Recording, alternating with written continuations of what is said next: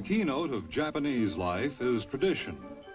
This most modern of Asian nations is also the land where ancient lore and manners are venerated more, perhaps, than anywhere else in the world. To make the dead past an integral part of the living present has always been a unique Japanese gift.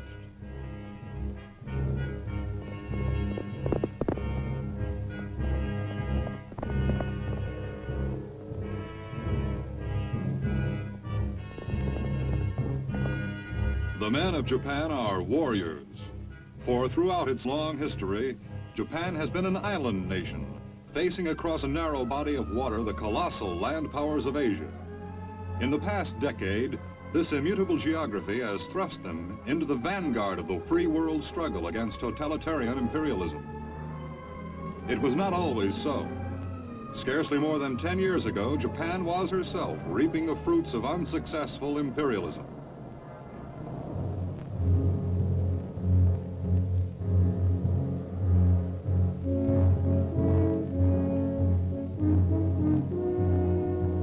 This was the heritage left to a defeated, frightened people by a small band of ruthless warlords, destroyed by the war they themselves had launched.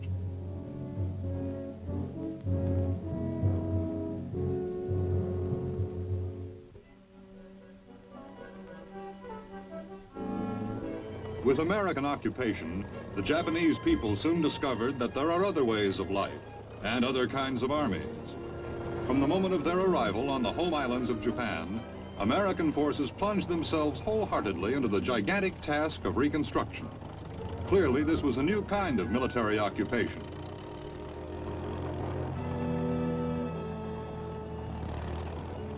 Thus encouraged, the Japanese people themselves soon went to work.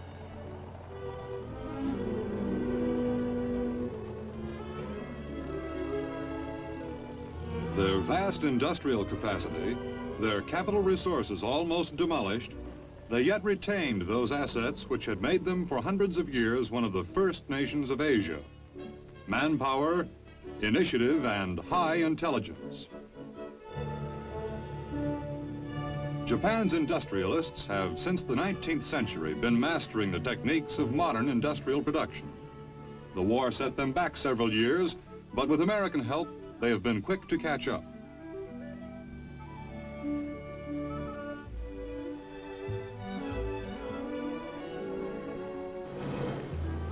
During the post-war period, Japan's industrial redevelopment was aided immeasurably, not only by United States government cooperation, but also by technical and investment assistance from some of America's leading industrial concerns.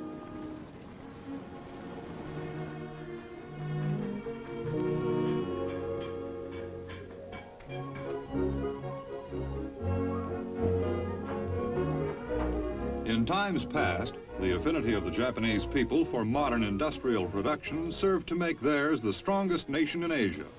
With the redevelopment of industrial capacity, the rebirth of Japanese heavy industry, this small island nation is again demonstrating that she is unsurpassed in all Asia in knowledge of mass production methods.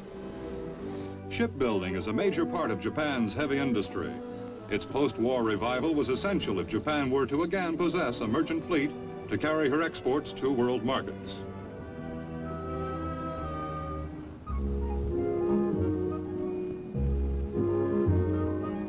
Accompanying her industrial and economic reconstruction, there took place in Japan what might be called a spiritual reconstruction.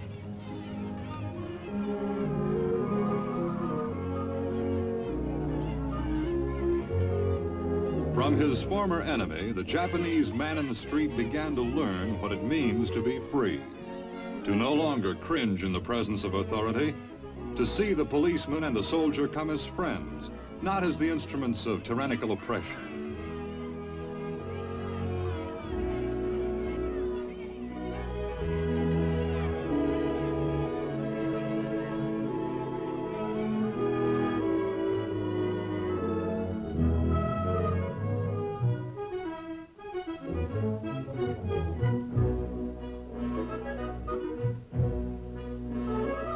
On the ruins of defeat, a new nation was erected.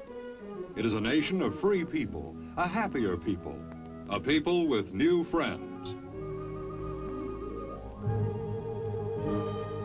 Since the formal signing of peace in 1952, Japan has emerged as an important ally of the nations resisting communist expansion. In preparation for her return to full sovereignty, Japan had begun in 1946 to build the nucleus of a well-organized, well-trained national police.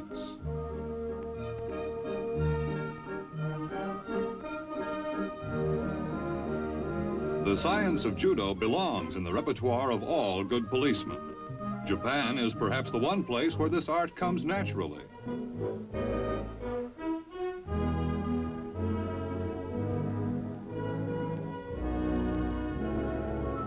In other phases of their training, Japanese police students profited from the experience of skilled American instructors.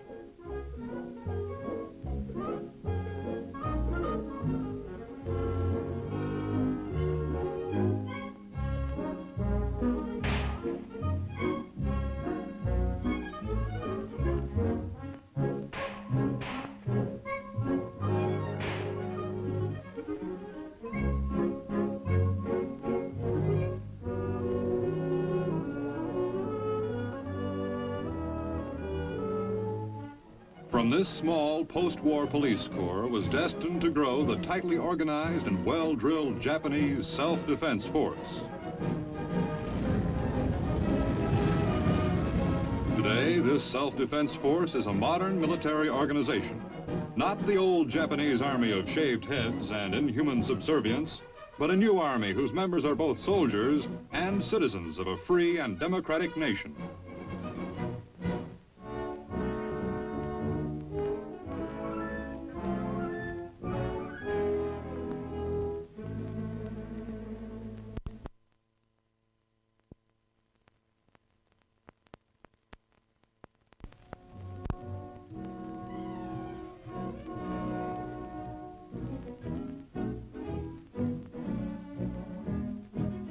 This unique bayonet drill is part of the training at Camp Fuji, formed in 1954 as the Ground Self-Defense Combined Arms School.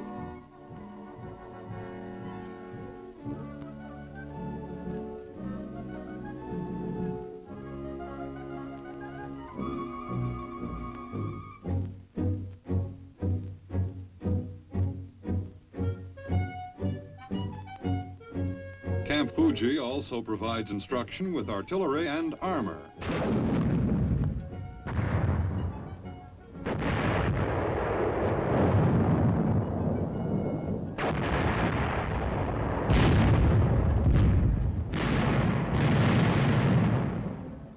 Proper maintenance of equipment is no less important than its use. Semaphore flags. Their use at Fuji provides both training and exercise.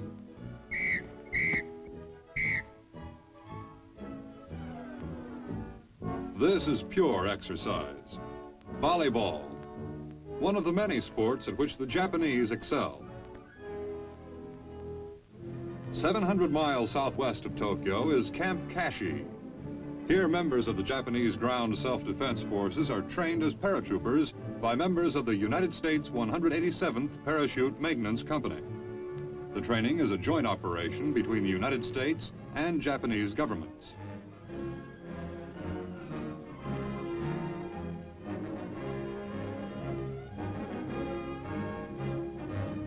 Among the United States instructors are career paratroopers with as many as 200 to 300 jumps to their credit.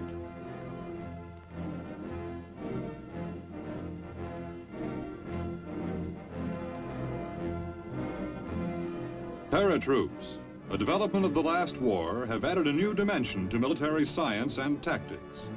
With airborne forces operating in cooperation with regular infantry, the military commander may now strike at the enemy's rear by means of what soldiers call a vertical envelopment, a rain of men and weapons from the sky. Naturally, those who participate in such an operation require a high degree of skill and training.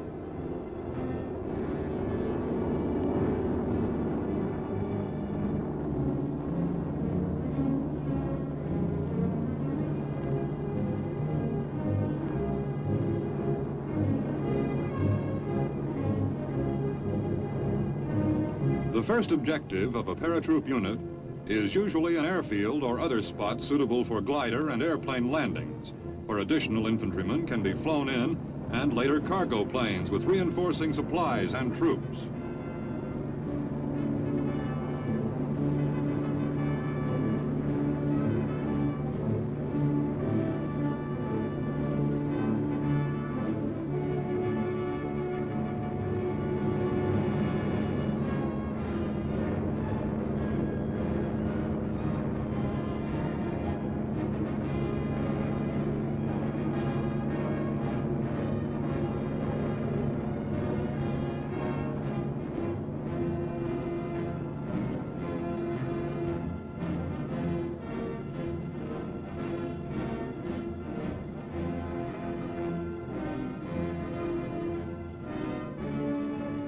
There's more to it than learning to jump from an airplane.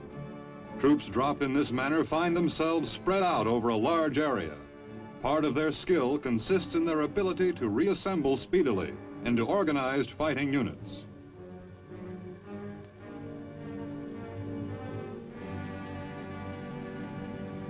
The Japanese soldier takes well to paratroop training, as indeed he does to nearly all his training. The rapid learning ability of the Japanese people is almost proverbial.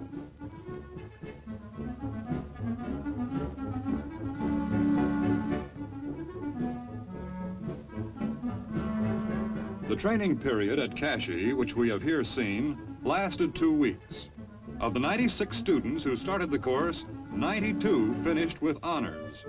Those who failed did so only because of disablement due to minor injuries incurred early in the program.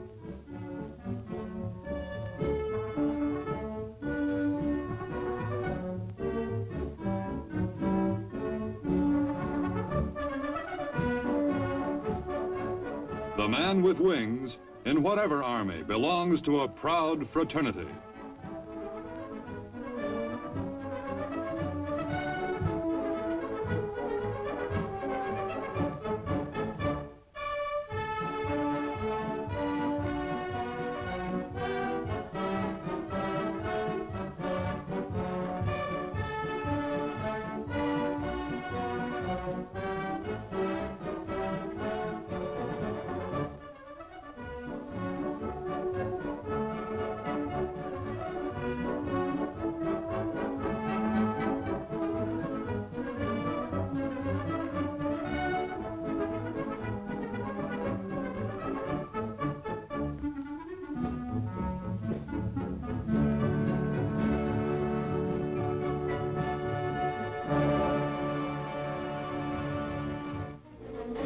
Not far from Camp Fuji, we see a slightly different kind of military rehearsal.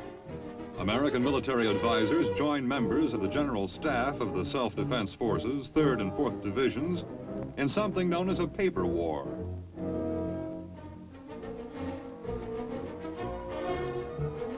A paper war does not, as you might expect, have anything to do with red tape, although that too is an enemy with which all high-ranking officers must someday learn to deal. The kind of paper war we are witnessing here is a common device used by military commanders to study tactical and logistical problems. A commander's ability to resolve these problems properly and quickly is what will in the end decide whether the courage of his men shall result in victory or merely a futile sacrifice.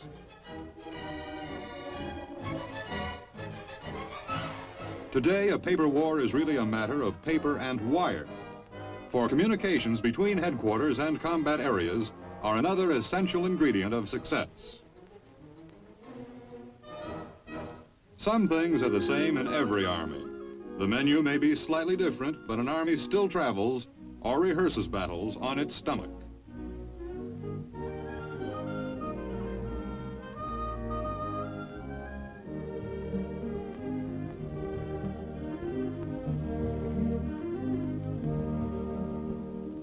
This is Camp Ashigawa. It is located on Hokkaido, Japan's northernmost home island.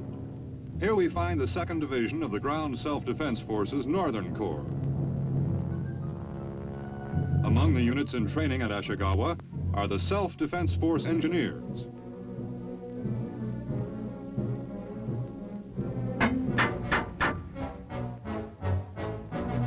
Army men or veterans will recognize this immediately as a standard Bailey bridge.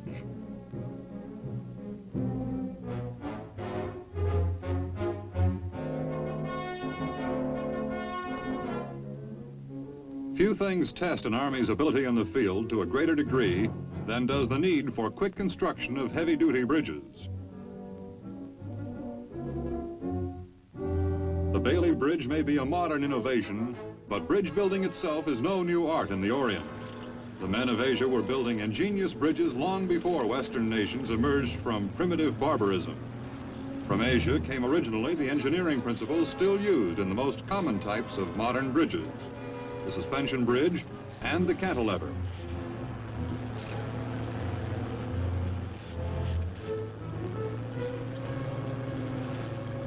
Also at Ashikawa, officers of the 2nd Signal Unit working out a map reading exercise.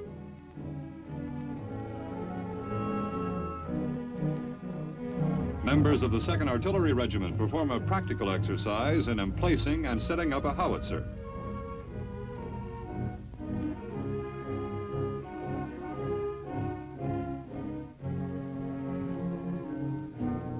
The howitzer is a relatively small, very mobile artillery piece, extremely valuable to front-line infantry troops.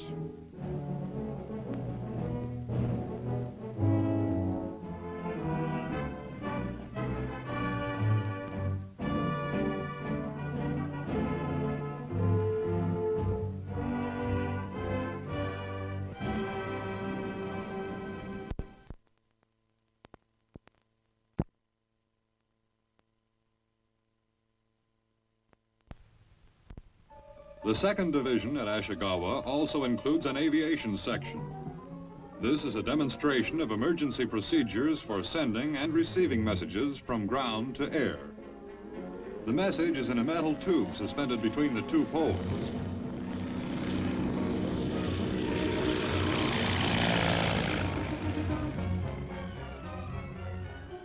Another installation of the burgeoning self-defense force was inaugurated early last year in northern Honshu. This is Camp Tragajo.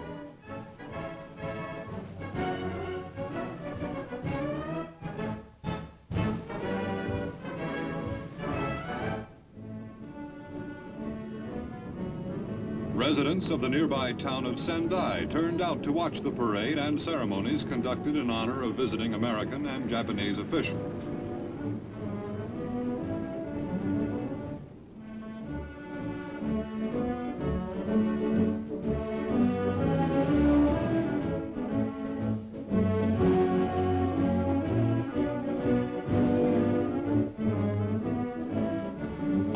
For the ceremony were numerous high-ranking Japanese officers, along with United States Generals Orlando Troxell and Herbert Vander.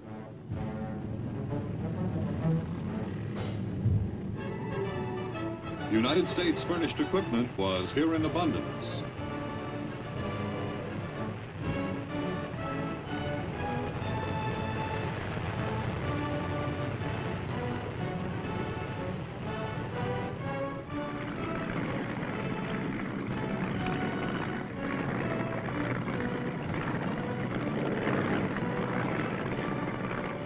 Rumoi, a town of some 30,000 on the west coast of the island of Hokkaido.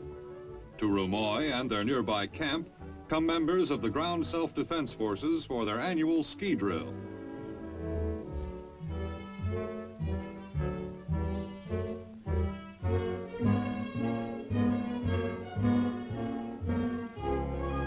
Ski troops are another of those units which, like paratroops, seem to constitute a special fraternity within whatever military organization they are a part.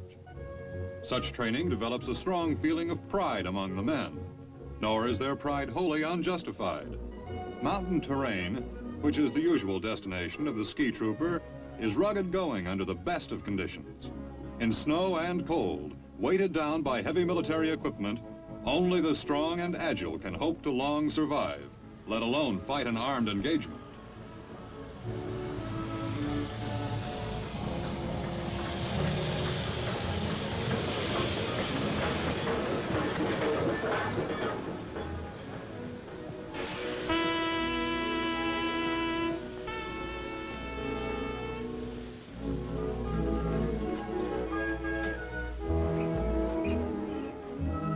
winter maneuvers on which the men are now embarking will last 4 days and cover intensively every phase of military skiing.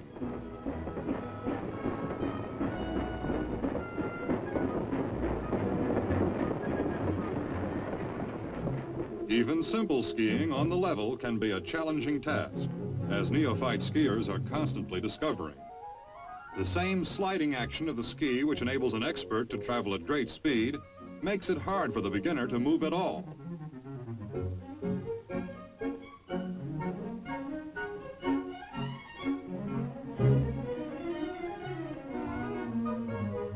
Add to the basic problems of skiing the weight of, say, a machine gun, and you have the reason why even an average military skier must be something of an expert.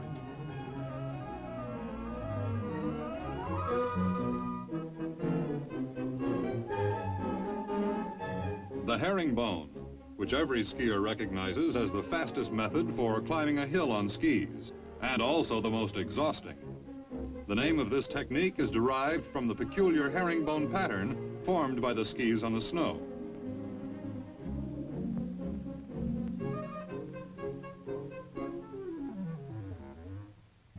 From the crest of the hill, a mortar squad will make a straight downhill run and set up its weapon.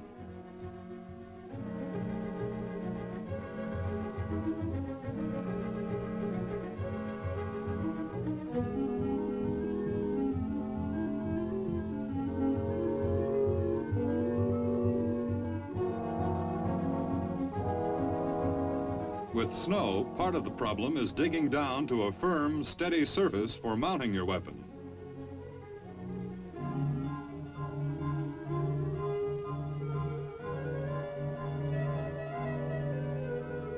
The mortar is a weapon known universally as the infantryman's personal artillery piece. Unlike heavier artillery, the mortar goes wherever the infantryman goes, becomes almost as familiar and as essential to him as his own rifle.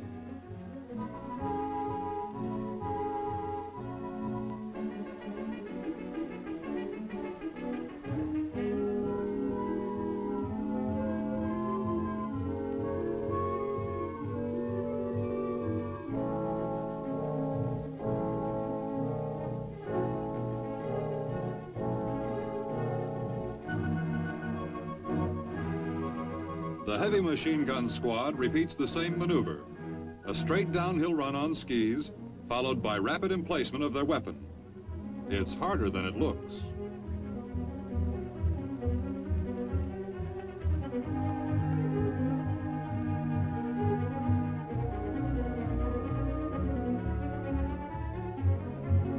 Infantry on skis.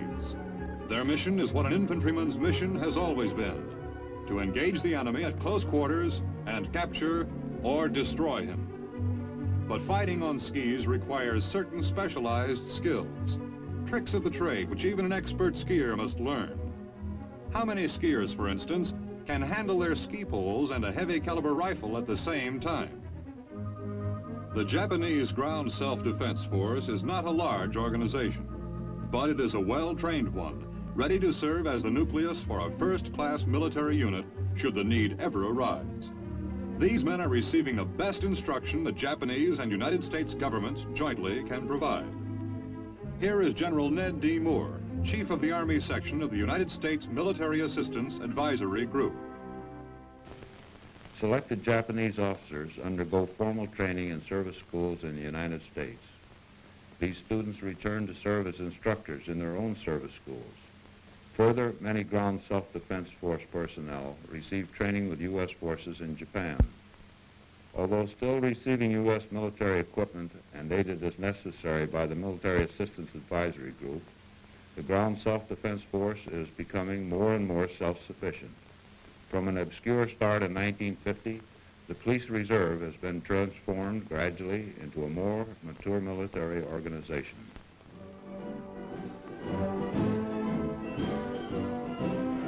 The Ground Self-Defense Force is a different army from that which paraded through Japanese streets in the days of the old imperial power. An integral part of a new and democratic Japan. It is an army whose first duty is defending the newfound freedom of the ordinary Japanese citizen.